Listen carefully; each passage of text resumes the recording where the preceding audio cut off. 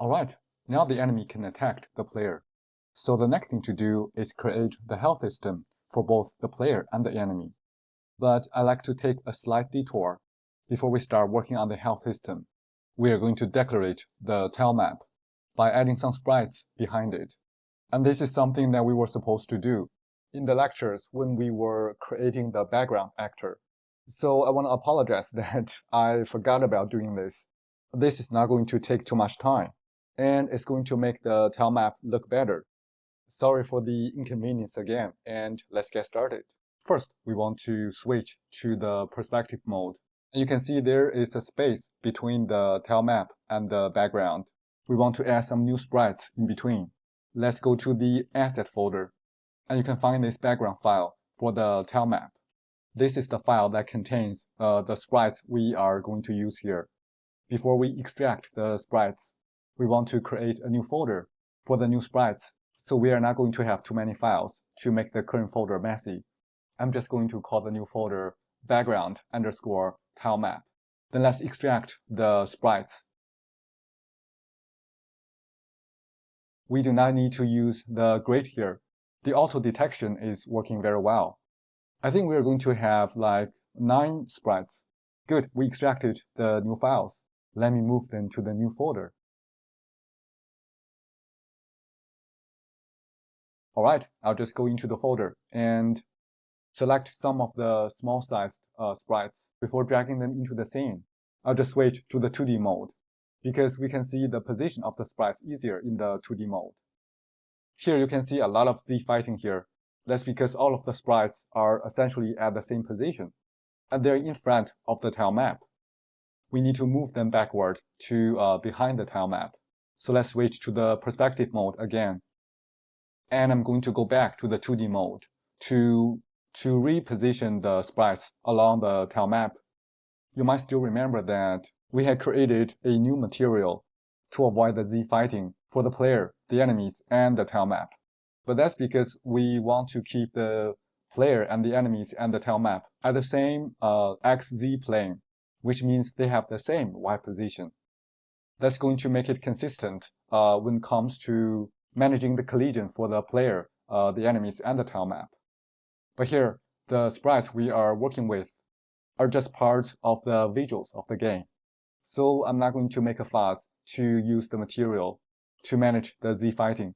Instead, I'm just going to slightly change their Y position. And this is going to be an intuitive way to avoid the Z fighting in this case. Alright, I think the only Z fighting we have here is between these two sprites. Let's go to the perspective mode. And I'm going to move the left one backward just a little bit. And the Z fighting should be gone when we are back in the 2D view. Great, I don't see any Z fighting here, that's good. Next, let's add some bigger sprites into the level. Let's drag some of these big pillars into the game level. Oh right, one thing I want to mention is that there's no rules here in terms of how you want to arrange these sprites, since these are just declarative things. So you can just play around with your ideas and place the sprites whenever you want. For now, I'm just going to sprite the pillars across the tilemap. And I actually want these pillars to be behind the bushes. So I'm going to move them along the y-axis. Let me select all of the pillars and go to the perspective view to move them backward. Oh, I feel like I have misselected this bush.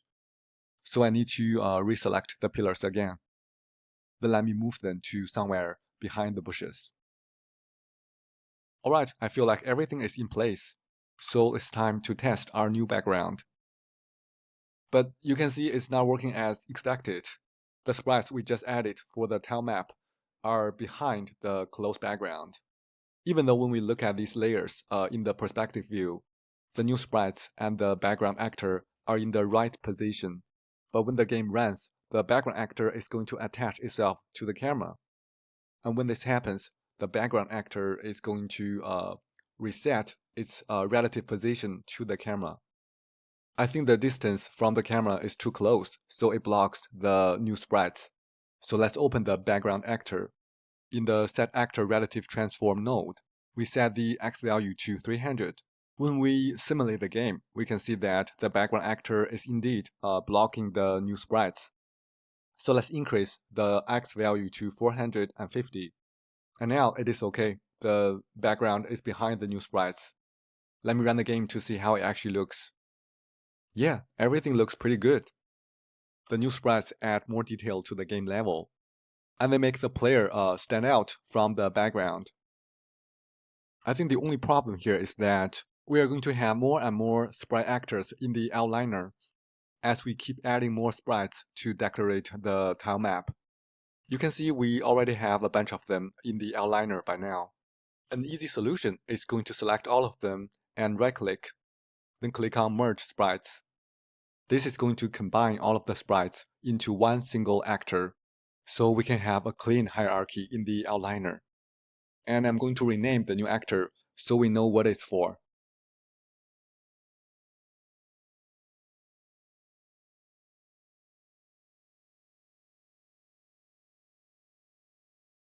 The downside is that now we don't get to update the position of a single sprite. So if you want to do this later on, you have to split the sprites. And now you can select an individual sprite again and move it around or do whatever you want with it. Let me go to the 2D view to make some small changes. Maybe move this one around a little bit. And I'm going to duplicate this one and move it to the left side. Now we can select all of the sprites again and merge them into a single actor. And maybe rename the actor again to help us figure out what this actor is for when we come back to it at a later time. Alright, I think we can wrap up this lecture. Let's just save all of the changes to the files. And maybe test the game one more time to make sure everything is in place.